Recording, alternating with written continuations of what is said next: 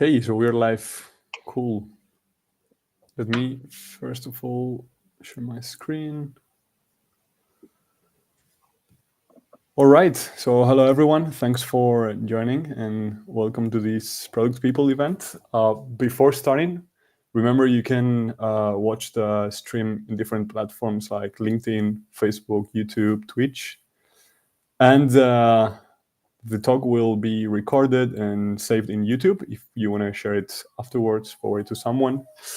Also, remember we have a slide open. You can scan the QR code there or enter the code and ask any questions or share insights with us.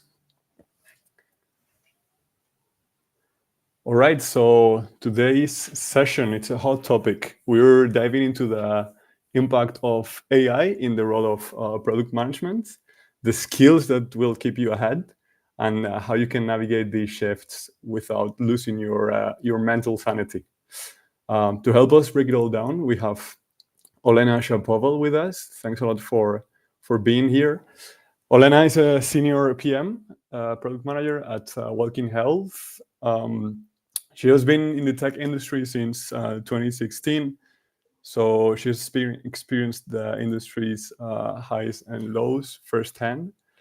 And these experiences led her, or actually enhanced her curiosity to explore longevity, mental health practices from cold plunges to breathwork, shaping her personal resilience and her approach to keeping healthy in these times. So a little bit about myself. I am Dionisio Arredondo. I have an academic background in industrial engineering, but actually early on in my career, I started working in the tech industry. I have more than 4 years of experience in product management and operations.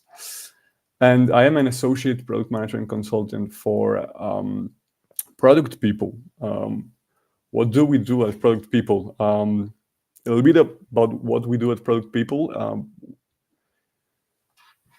Long story short, we help companies discover and deliver great products. We do these covering interim roles in product management, product operations, and transformation.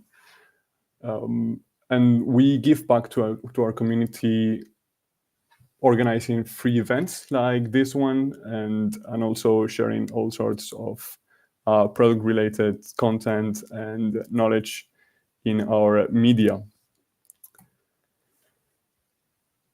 Let's break the ice with a quick question on Slido.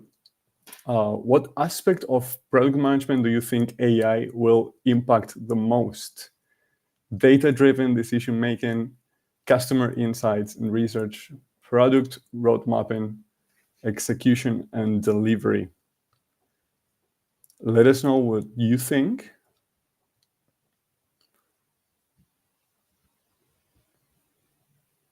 I will give some time for the people to join the Slido. I'm really curious to know what people think, actually. I'm a bit divided in this one myself.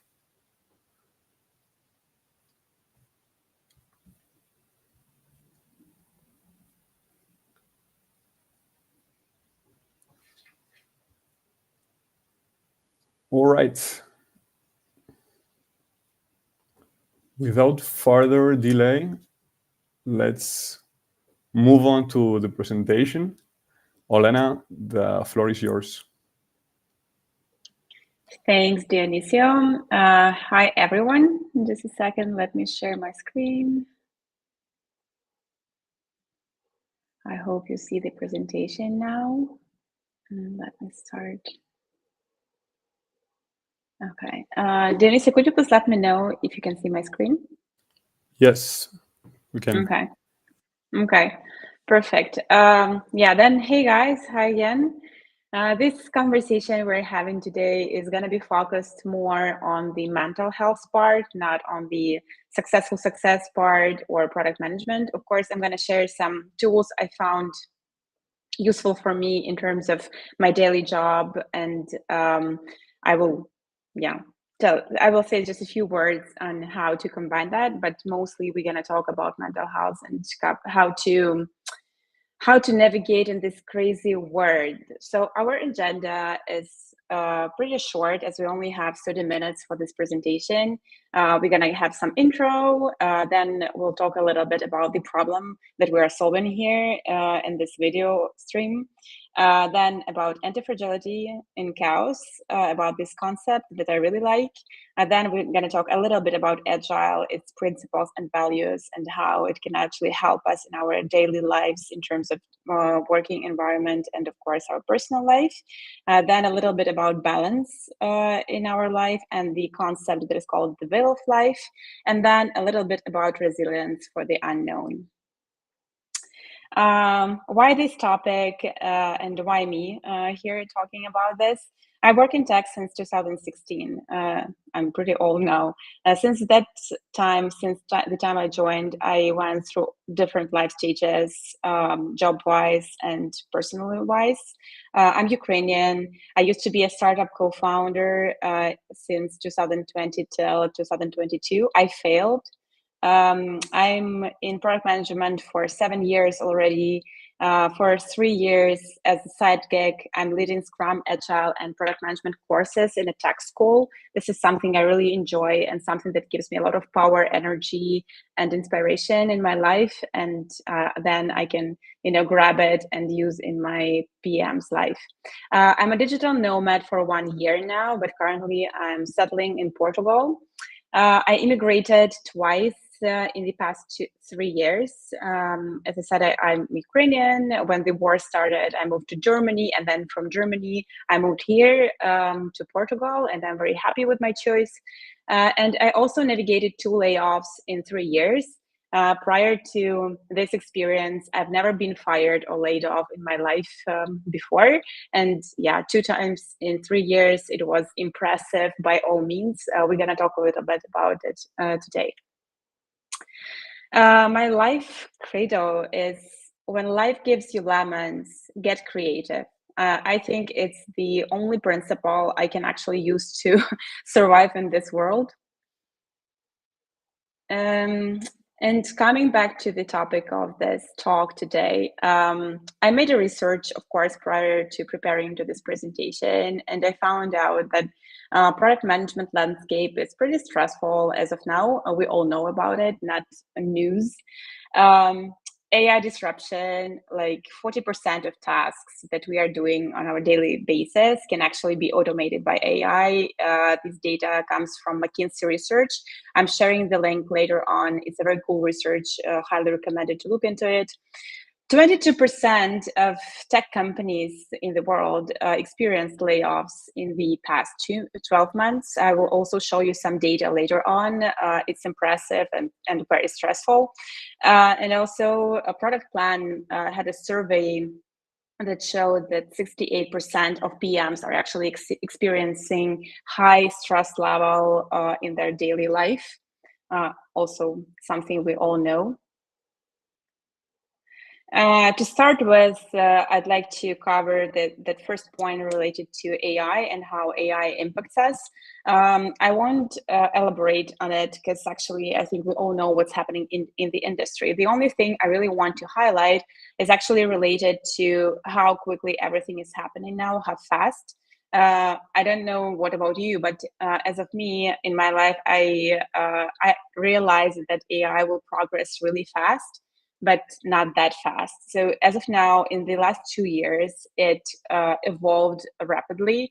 And also one of the things that really worries me personally is that its reasoning capabilities are growing, and actually it's becoming smarter and smarter and smarter and developing with a speed that no one not no one, but most of people didn't expect it to be. And I think that this reasoning part is actually something that puts some risk on PM's role and a little bit later I will elaborate on it, why I think so. Here you may see this image. I won't step on it in detail because we don't have much time, but I highly recommend you to see. Actually, it's a very cool evidence on how the models changed in the last 2 years and how cool they are now and how far they are going. Another thing that is supporting my slide on product management landscape is actually this graph showing how tech employees been impacted by layoffs recently. This is a pretty fresh thing that it is taken from a very cool source, TrueUp.io. You may go there and it shows real-time analytics on the layoffs that are happening in the industry. You may see that the numbers are actually impressive and pretty sad. All this is causing stress. Coming back to the mentally to the first slide of this presentation, 86% of PMs in our industry are stressed. But there is this good saying that stress is only fear. So it leads us to the next thing. What are we actually afraid of? I think uncertainty is the most important part of this slide, because uncertainty is everywhere. It's not only related to our jobs, it's everywhere in our life, and it's pretty hard to navigate it. Also layoffs, job displacement, AI progressing, and so on and so forth. Most of these points, they lead me to one idea, that people are really afraid of living without money, like losing their jobs, not being able to support their families, health-related issues, but also they are related to money issues, because many problem with health that we have can be actually resolved by good insurance and money. So if to wrap it up, everything leads us to uncertainty and the fear of uncertainty. And uncertainty and actually being afraid of some things is something that is still stigmatized in our society, especially in PM's roles, because people think that we are highly analytical, pragmatic, that we have high-paid jobs, and so on and so forth. So we should not be afraid of stuff like uncertainty. And also we deal with uncertainty in our job, on a daily basis. Why are we afraid? But I talked to many people before and while preparing to this presentation, and people are afraid of many things, and they are also afraid of uncertainty. So you are not alone if it's something that you also feel. Uncertainty has a very big impact on our life. Here are 3 points that I find the most impactful. First is cognitive load that is increasing, meaning you are overloading your brain, and I do, and then at the end, the memory gets worse, and actually we don't remember stuff that well. Our analytical skills are decreasing, because actually our brain is overloaded with anxiety and fears and stuff related to that. Also, it impacts the sleep that we have. So it's not news that the quality of the sleep is actually something that is crucial for our health and for our mental capabilities. Anxiety about the future. The more the level of uncertainty in our life is, the more anxiety we have. It's not related to, it's not something that all people experience. Some people tend to experience it more than others. Also, women are more affected by anxiety. There are many researchers that are showing that. And another point that I would like to elaborate on is intolerance to uncertainty. It is something that I discovered recently. I didn't know that this concept exists. So intolerance to uncertainty is a trait, psychological trait, where people struggle to cope with unpredictability. So actually, we feel really bad that we can't control our life, and we feel very, very bad that there is so much ambiguity happening around us and surrounding us, that we are lost, and we have hard times with feeling peaceful, because every time we just think about the future and what will happen. How it impacts our daily life. First thing, overthinking and worrying. People are constantly imagining worst case scenarios. I don't know many people, personally me in my surrounding, who tend to think about the future as something really bright and happy, especially in this time when all this politics situation is happening, all the issues we have in the world. It doesn't help to not to worry and to imagine positive scenario for the planet and humanity and ourselves. Second thing, need for control. Need for control is a very big thing that doesn't help us to make flexible plans.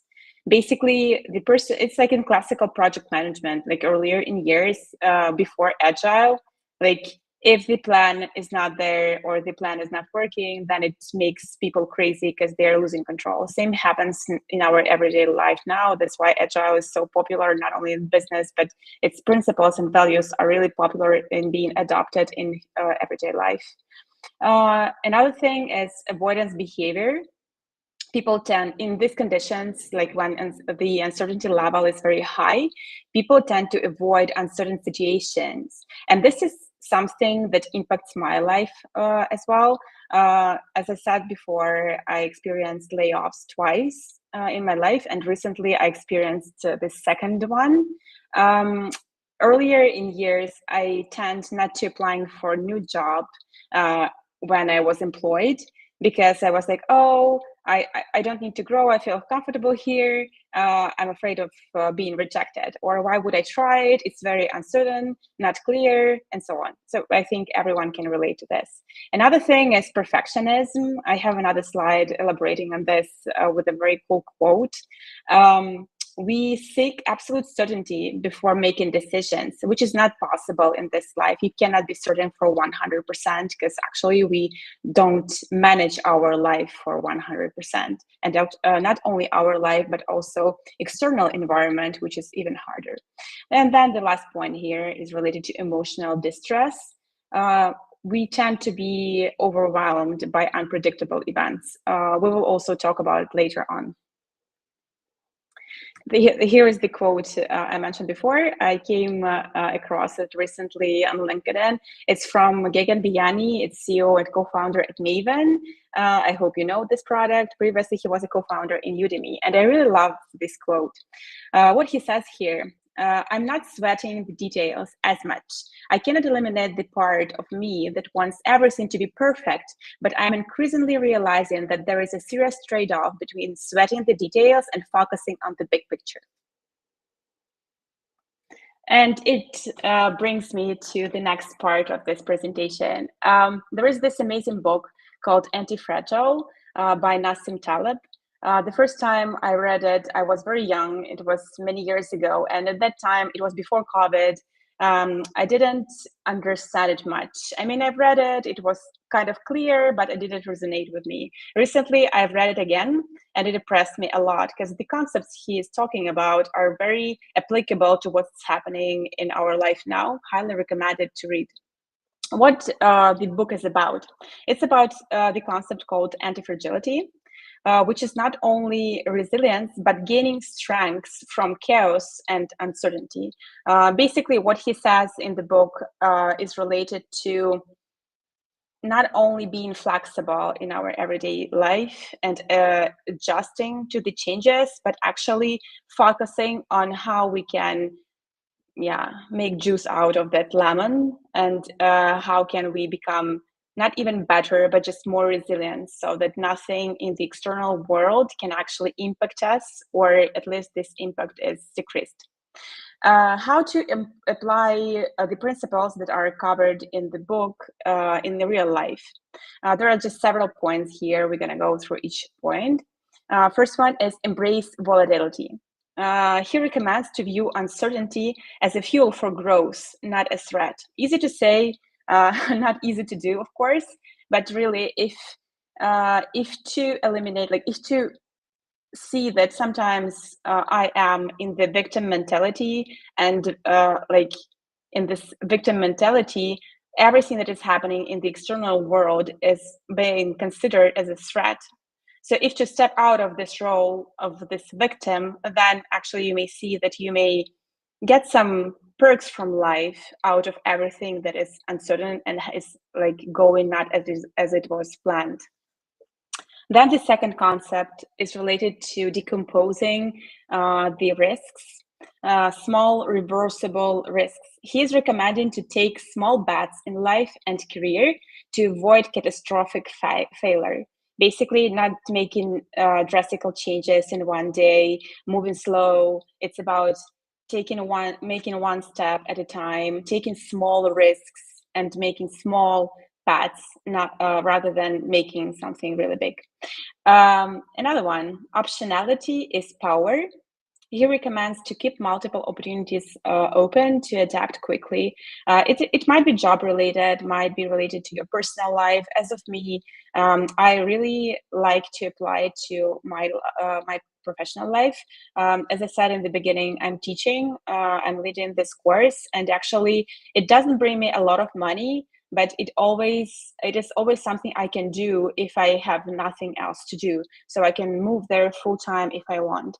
Also for product management positions, like and product management career overall, there are so many freelance opportunities, small things that you may do, helping small startups, helping people when they have this recruitment needs, like conducting interviews for the people they are hiring, or helping someone to find a job or to prepare for job interview, building your own brand, writing content. There are so many options in the world now that you can actually go with.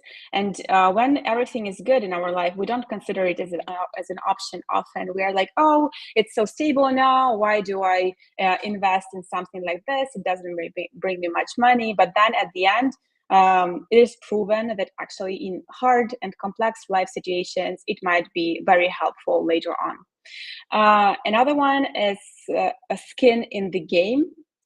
This is my favorite one, taking responsibility for decisions to build real world wisdom. Actually, it's about being an adult for me specifically, like understanding what is happening in the world, not being too involved into the noise that surrounds me, but more focusing on what I can do and making the small steps and then being responsible for what I did. And another one, the last one here, is avoiding over optimization. It's a very cool one because our world is so focused on being productive, on optimizing everything. You may see all these reels on Instagram showing how you can build your routine in details, like a machine, like yeah, just crazy. And then at the end, it leads to the burnout, to career fragility. For instance, if you are over specializing in only one skill and you're trying to master it to perfection, and then at the end, if you lose your job, it's harder for you to make an industry shift or a slight shift in the role, because you only have one skill that you are cool at. For instance, integrations. I'm only cool in integrations. And then at the end, when in the job market, integrations positions are like 10% out of all positions that are there. If I had more skills in other areas, it would be easier for me to actually secure a job in other areas. So what is the takeaway here from him? Instead of fearing uncertainty, leverage it to build a stronger, more adaptable life. He's comparing the driver of Uber and the person who is working for a big corporation, like having a successful career. And he's explaining how this Uber driver is more anti-fragile and more like successful in terms of adapting to changes and this crazy world than the employee of the enterprise company. Another concept that I really like that is also similar to the anti-fragility concept is actually our agile, the agile that we use in our daily work, the agile that companies are using. As you know, agile has 12 principles that are the basis of agile. They are described in the document called Agile Manifesto. It's available online, a very good read, a very short one, but super powerful as for me. And there are three things there that actually might be employed in your daily life. First one is life value, like responding to change over following a plan. It is also something related to anti-fragility. Like if you even had your plan for 10 years or 20 years, your master plan of your life, and then something happens like COVID or war or something, it's better for you to, do something to actually survive, not just sitting and thinking, oh, I had my plan, I'm gonna follow it, everything external will just nivellate, will just disappear, and then I'll be fine. No, it's better not to sit and wait. It's better to pack your suitcase and move on. Agile as a life philosophy uh, tells us about flexibility, iteration, and continuous improvement. Flexibility is all clear, iteration, we are becoming better every time, we are enhancing, we are adding more skills, we upskill all the time, we are trying to predict a little bit what will happen in the industry and build up on top of what we have so that we survive in the future. And of course, continuous improvement, very obvious one, never stop till you're proud, but again, not to be too concentrated on perfection so that actually you can feel better at the end. Just 2 points I wanted to make related to AI as a risk for PM jobs. I've heard a lot recently that people started shifting to becoming AI product managers. And they are like, oh, if I don't do it now, then in the future my job may not be so cool and I will have less job opportunities. And I talked to many people about it, and we were like, oh, it's interesting because like in 2010, 2019, everyone wanted to work for Meta for developing social networks, and it was a trend. Then in 2020, Web3 became a huge thing, and it's still a thing. And then in 2025, AI is this thing. So we don't know what will come next. And the point I want to make here is like, choose something that you really like to do, choose something that you feel fulfilled when you are doing it, not to go with the trend into the industry. You will always find your place in life, even if it's not related to being an AI product manager. And coming back to this, we may think about AI as not a risk, but something we can benefit from. I'm pretty sure that many of you are already using AI tools to improve your performance and to actually become better in what you're doing. I'm giving here several examples. It is taken from Akash Gupta from his blog, and I've used most of these tools that are listed here. So what you can actually do to improve your daily performance and to become better yourself and to become better at your job is PRD creation. There is this tool called Chat PRD. I've tried it, I paid for it. It's a very cool thing. Then you may work on finalizing your strategy documents using Claude, for instance. You may accelerate competitor research using Perplexity. You may draft your meeting update or meeting notes using available tools in the market. There are so many now, and they're very cool. You may scale prototyping and design iteration using Claude. We did it in Welkin, and our designer tried it for creating real life, very cool prototypes, and we tested it with clients later on, and it was very cool because actually with zero development effort involved. He just built a very cool thing that was clickable and the clients could click it, and it was really cool. Highly recommended. And then the last point is Gamma app. This is something I used to create this presentation. Of course, it's not perfect yet, and sometimes it's easier to just create presentation on your own, but it was interesting for me in sake of this presentation. I tested it and it's pretty cool. It saves some time, and also from the design perspective, it creates beautiful presentations.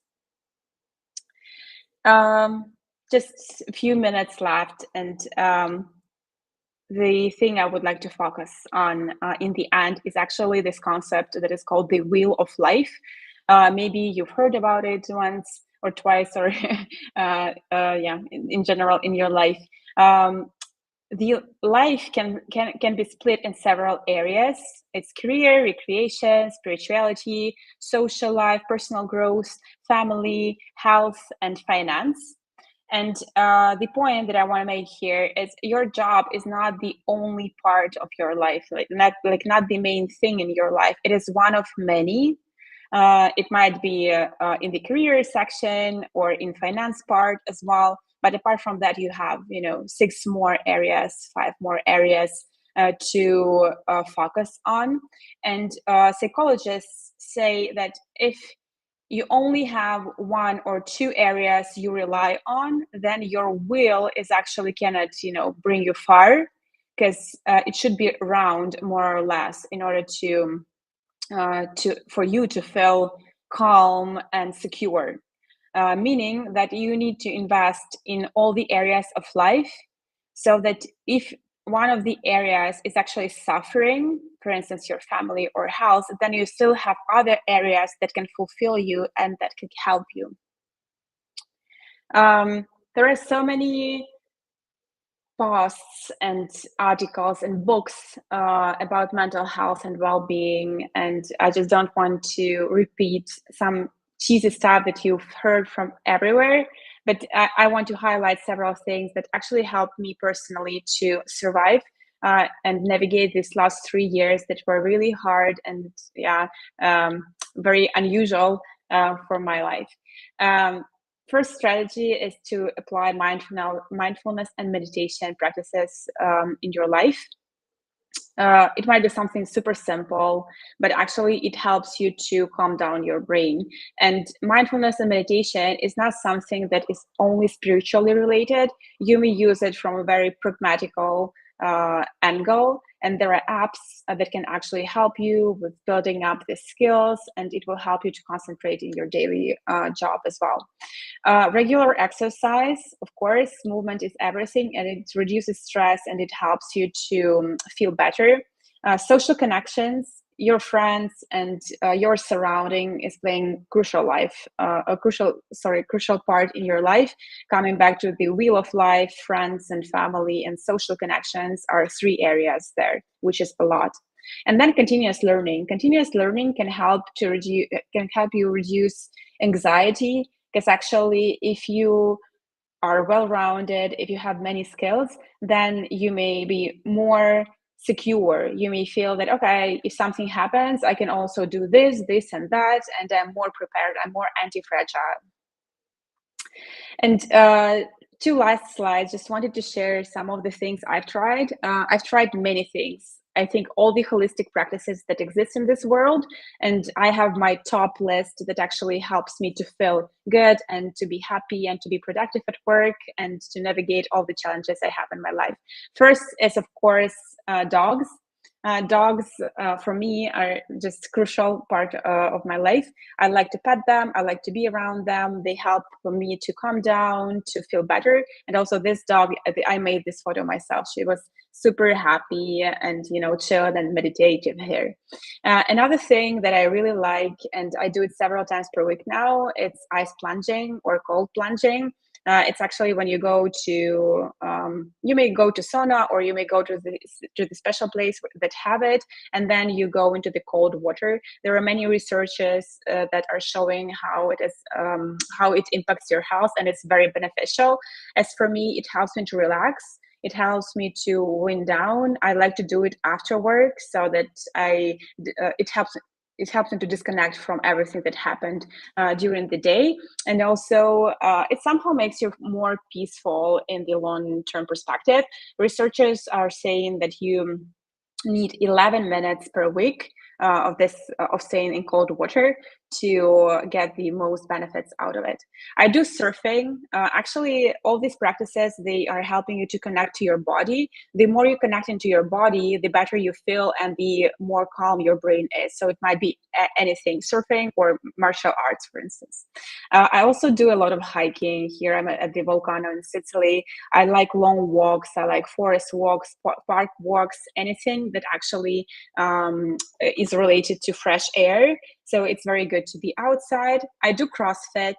Also helps me to release all the aggression I have inside. And then after this kind of sport, you feel super calm. Cold plunges again. once the psychologist said that it's very beneficial to cook for yourself and to cook something complex, not every day, but from time to time. When you cook complex dishes, you actually meditate in a way, and also you contribute to self-love, to this feeling of being grounded. Just try. And sometimes I do pasta. Here's the picture taken from pasta masterclass. So you should do something complex from time to time, and just maybe yourself, maybe with your friends. It really helps. It raises mood. CrossFit again. And then the other thing here, the last picture, is a sound healing. There are many versions of this practice. If you are based in Berlin, for instance, there are so many places you may go to experience it. It's also not mandatory to be spiritual practice. Musicians do this, so you may just go and relax there and listen, and it really helps to sleep better at night afterwards. Also, one thing I haven't mentioned was breath work. There is this technique called somatic breath work.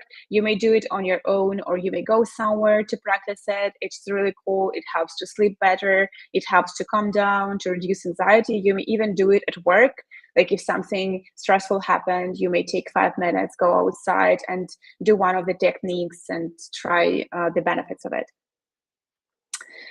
To wrap up this presentation, what really helps us to build resilience in uncertain times in this crazy world is growth mindset.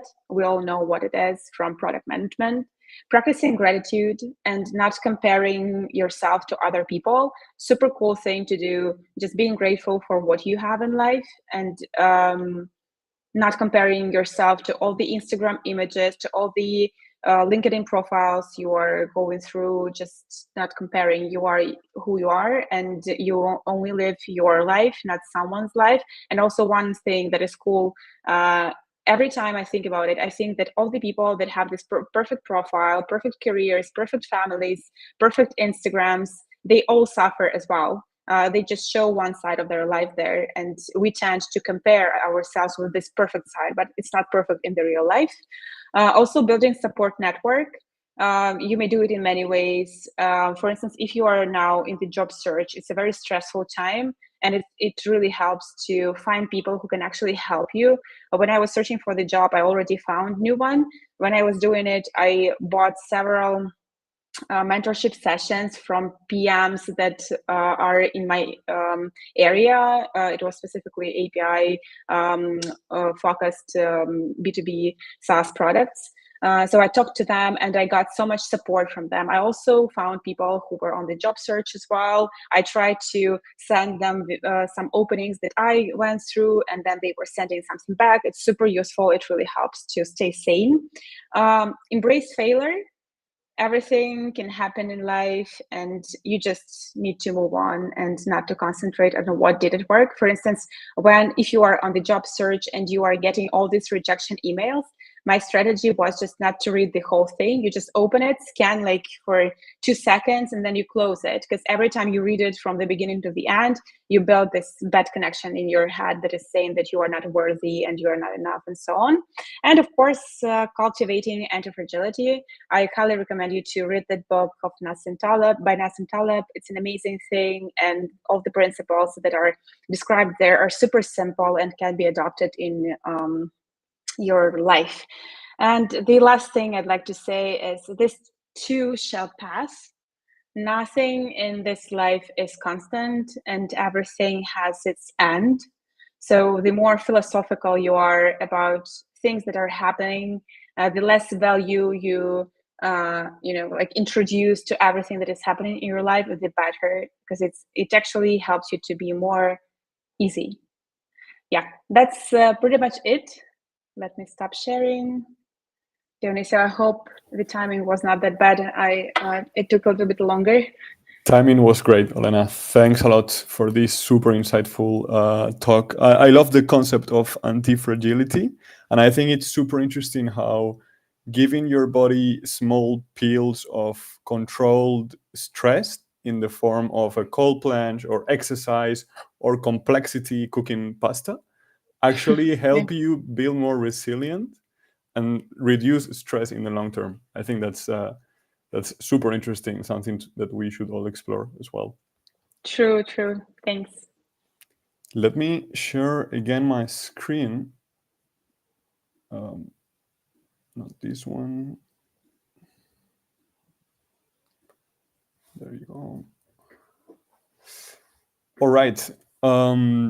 Thanks everyone for listening in. Now it's time for questions or just comments. Please feel free to use Slido to shoot your questions. In the meantime, I'm going to give you the answer to the question that we launched at the beginning of the talk. What aspect of product management do you think AI will impact the most? Well, of course, I don't have the absolute truth.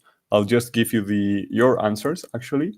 Almost half of the people think that customer insights and research will be most impacted. And then there is a draw between data-driven decision-making and execution and delivery. But no one voted product road mapping, which is quite interesting, probably because road mapping requires more subjective thoughts, let's say. All right, I'll give you some time to throw your questions. In the meantime, a little bit about product people.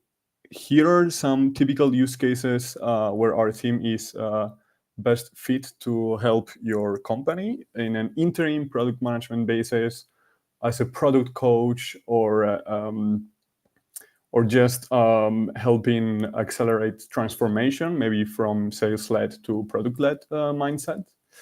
These are some of the clients we've worked with: Zalando, Omio, FreeNow, some B2B clients as well, like World Health Organization. And some stats about product people. More than 300 cross-functional teams supported. We have 42 product leaders and product managers in-house to help you with your mission. Out of those, 62% are women, and there are 66% of women in the leadership team. All right, let's check Slido. I have a question for you, Olena, actually. Do you have any small habits or some very practical exercise you do either before you sit down to work or during work that helps you like wind down and keep your mind like clear of stress and worries that are not important in that moment? Thank you so much for a great question. The practice that I find most productive for me and efficient for me is a Wim Hof breathwork technique. It is available on YouTube. It's a 20 minutes exercise that you may do in any surrounding. Of course, the best thing is to lie down, but you might also be seated position. It doesn't matter. And it is explained and it is guided by Wim Hof. So just Google or input it in YouTube, Wim Hof breathwork.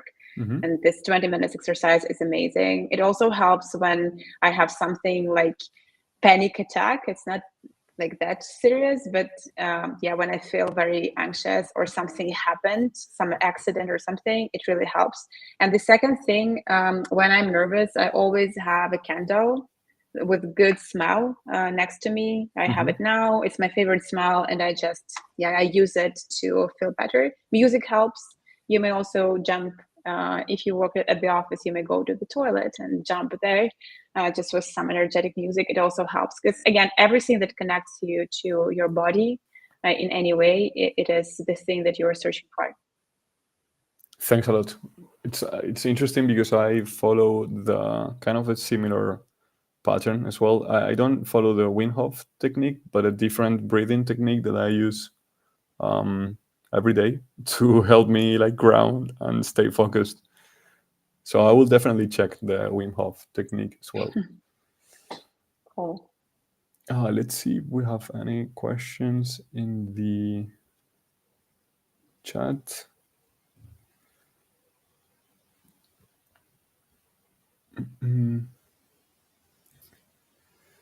Dario Fabietti is recommending a book about the Wheel of Life. designing your life, how to build a well-lived by Bill Barnett. And yeah, we don't have any other questions. Am I missing any question, Casimir? Some more? No, we aren't. Well, Olena, thanks a lot, really, for these very nice insights. I love to see that people are actually shifting their mentality into taking more care about themselves and their mental health. And at least for me, this has been super helpful to investigate the anti-fragility concept and learn more about it. Thank you Thank you so very much. much. Thanks for having me. Yeah. Welcome. Thanks.